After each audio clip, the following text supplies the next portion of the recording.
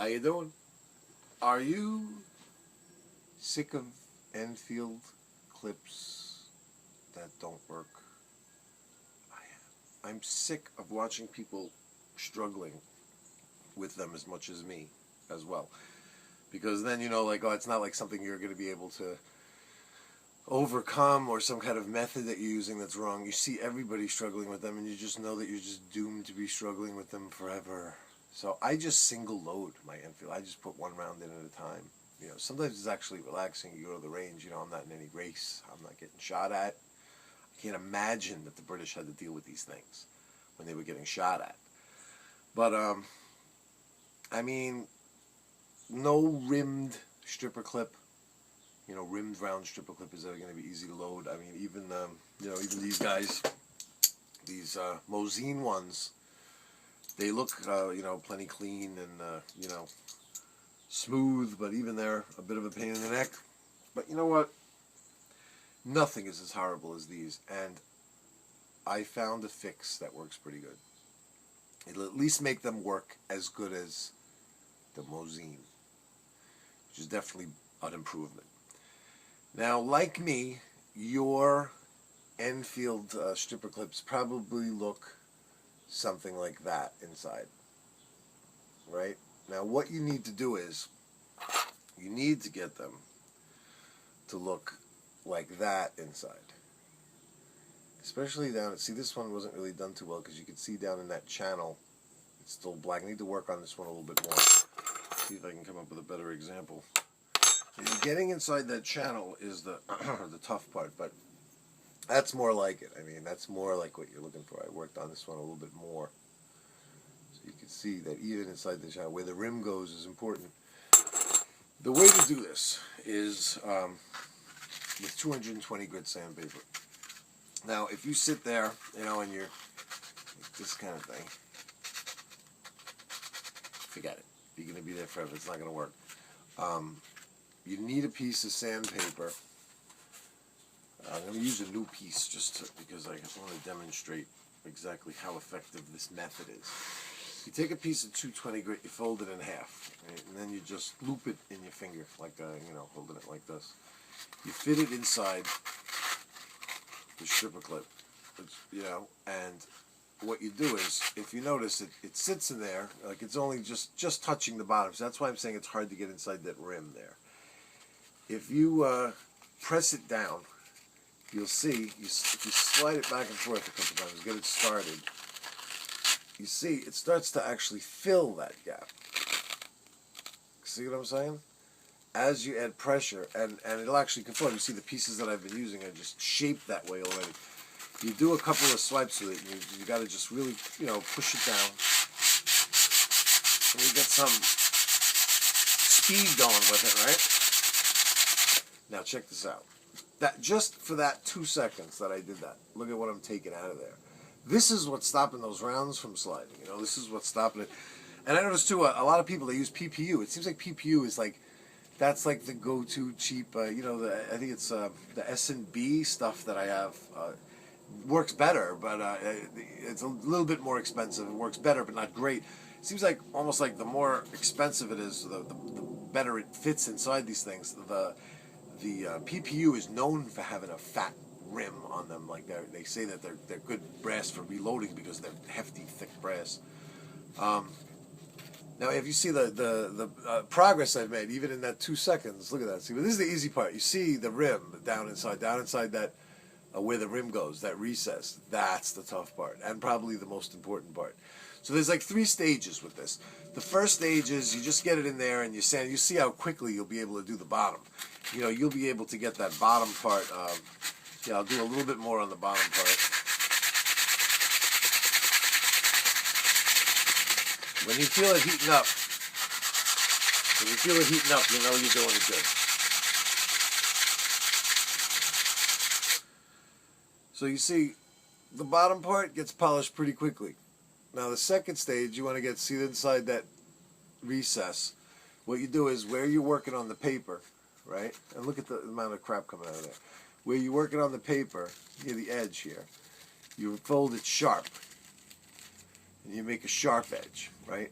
The sharp edge See, you could get right in there.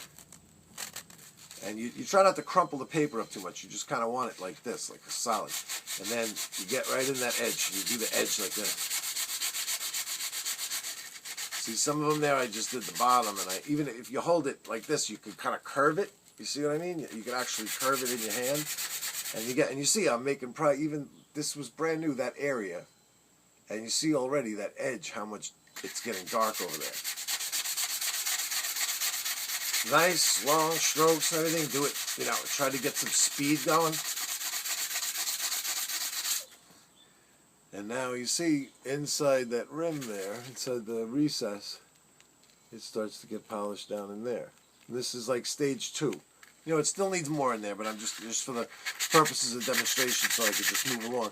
Then look, you don't even have to turn the paper. A good way to do it, you turn the stripper clip to get to the other side. This way the paper stays consistent. You know what I mean, in your hand. You don't have to go folding it all around.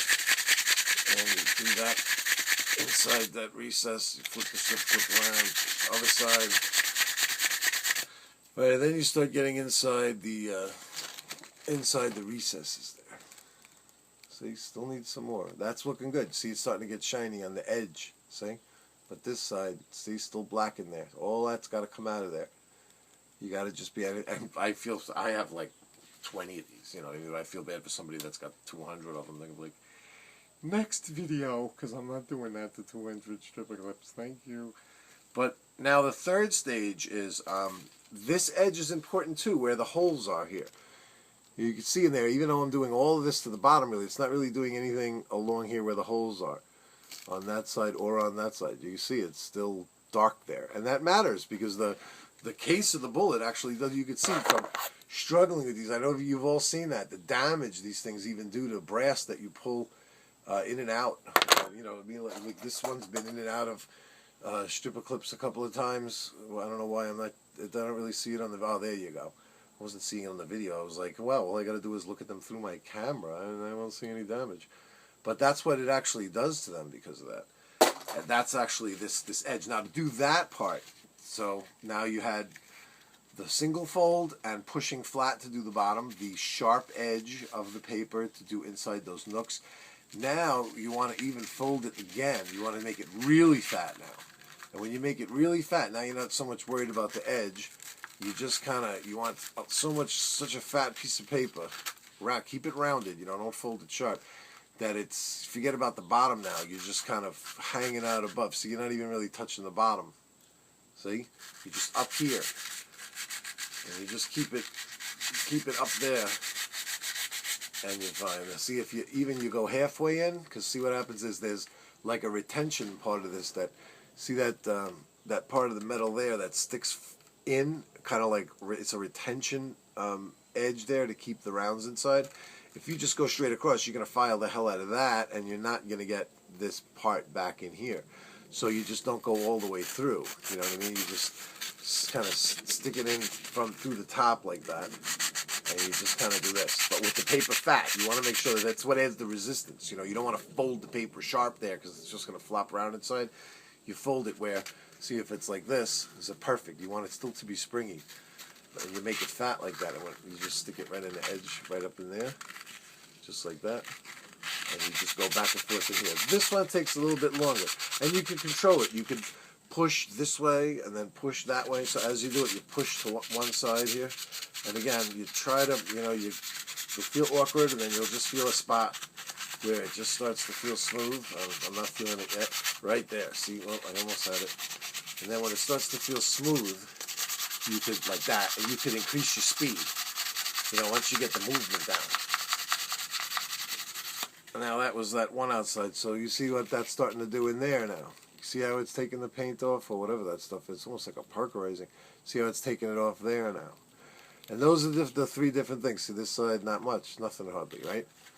Now, I get in here, do the same thing I just did, just pushing it in. You don't want to go all the way through. And you give it a little in there. And you see how you start, that was the side that I just showed you that had that. Now look at that. Just that little bit, that's how much it takes off. So it's just patience. I mean, what else have you got to do? You want to go to the range. You want your Enfield to function properly. You don't want the guy next to you with the nice shiny AR with all the optics looking at you and going like, what's this guy with that piece of crap? And then when he's slapping magazines in and doing tactical reloads and dropping mags and slapping them in, and he's doing his 223 thing over there. And then, here you are with the Enfield, and, you can't even shove 5 rounds in with this rusty piece of metal and everything like that. It's embarrassing. You're embarrassing us World War II rifle collectors with these things. That's why I just do them 1 round at a time. I just sit there nice. But you want to use these things? This is the move. You polish them up nice like this, and you represent out there at the range. You shove the rounds in, throw this thing at them. Something. Make sure you're really close to him when when you're kicking your rounds out of the Enfield, that he's getting hit with his big fat 303 brass. I don't even know what the hell I'm talking about. All right, listen. One last thing. You take these when you're done. These will rust now. I know there's somebody's going to say, "Nice job. Now it's going to oxidize. That coating's on there for a reason." Thumbs down. They'll function like this. That's the most important thing. The military teaches U.S. soldiers something that a lot of other militaries, our military teaches our soldiers to adapt. To adapt. And a lot of other militaries are very structured, no, this goes here and that goes in there, and you don't do, the Russians weren't even allowed to touch their sights or something on the Mosines, I heard. You know what I mean? You read these things. Our soldiers were taught to adapt. You could find a better use for something. You're in the field and this works for that situation, whatever. That's supposed to be used for tires. You don't touch that. You don't use that for opening up that ammo can. That's a tire. That takes tires off of rims. They don't care. If you need to open an ammo can, that functions. Whatever works, adapt. So this is how to adapt, and that's most important. Yeah, are you going to cause it to maybe you have to put a little bit more protection to not oxidize them? Yeah, definitely going to oxidize when they're shiny metal. It's definitely going to happen. So I would oil bath them, you know what I mean? If they're just sitting around and you just got a bunch of these that just sit in a drawer, in a little box or something like that. Instead you put them in, you know what I like? The small Chinese food soups, not the large, large if you have a lot of these things, but the small ones are good because they really seal good. So if you want to put a little oil on something, it's not like you got to worry about it spilling or getting on anything. And they're clear, so you can see what's inside of them, So anything that I have that I just don't really use all the time, but I want to, but it's metal, it's steel or something, and like one of the things that's really good to do that with is like things like this. Like this is to my Mauser, my Swedish Mauser. It's that thing that stops the wooden bullets or whatever, the blanks or whatever. This thing is awesome. I love this thing, but I cleaned it really good and everything, and then I worry about it rusting because it's just such shiny steel like that and everything. Then and when am I going to be shooting wooden bullets? I mean, you're not going to use this thing every day. So I put that in a little Chinese food container with a couple of my other little Mauser things. I squirt a little ballistol, the aerosol ballistol, put the cover on it, you know what I mean? And it just sits in there, and it doesn't evaporate, it doesn't dissipate because it's in an airtight container. So you don't get any, there's no humidity getting in there, no air getting in there to, if it's a humid day. You're not all of a sudden get inundated with moist air. So you put a bunch of these in the Chinese food container. If you do use them and you want to leave your rounds, you want to leave them loaded and whatever, or, you don't necessarily want to just pack them away, I would still oil bath them, and I would use ballistol. You put them in like a Chinese food container, you put a little ballistol in there, you shake it up, make sure they get coated good, let it sit overnight, you know what I mean? This way it all spreads out, gets into every nook and cranny. I would take them out and I would do like just a quick wipe down of the outside of it, but I wouldn't even touch the inside. The inside's going to have that light coating of oil. Hopefully of ballistol, because you listen to me and buy it. This stuff is awesome. I feel like I should be doing it before. I should be like, ballistol, lubrication for you. Well, anyway, I would leave it on the inside, just wipe it off the outside, and then and slide your rounds right inside there, and then just there you go. I really doubt you're gonna have any oxidation problems with a light coating of oil on it. And if you really need to let them sit there, leave them sitting there loaded, you probably use them a bit. So you shouldn't have any issues with that. And let me tell you, they'll work. They're not going to be great. You're not going to be. It's not going to be like the Mauser. Like these guys, this is 8mm Mauser. These things are like butter. I mean, you drop this thing in there. You could just go. You could just put it in the top there, like on the top of the receiver, and just go. and the rounds are all going to shoot into the gun. It's the smoothest. I mean, the only maybe only minorly surpassed by the 6.5 by 55 into the Swedish Mauser, which again, same type of stripper clip, the rimless. These are really the way to go. It's the way they're held in with that spring steel, and they slide inside these things. It's just it just works better. And then, with the Mosines, with these, it's the same thing. It's just, it binds on this rim. It's just impossible to, it seems like it's just impossible to make a design to flow as easy as those. And I think that's just how it's going to be. But this will make these at least bearable. It'll be bearable. You're still going to have, you take that top round. Take that top round, you lift up that top round like this. None of that. You're not going to be able to just do the shove with the thumb. It's not going to work. Even this way, it's not going to work. If you get lucky, if you got a couple of loose Enfield ones, maybe. But you're still going to have to do that, grab the top round and shove deal. See, but at least now they slide. I feel them slide. Like, they're going right through now. You know what I mean? Whereas before, you've all been there. If you went to the range with your Enfield and you got frustrated with these things, it's probably because, you were like,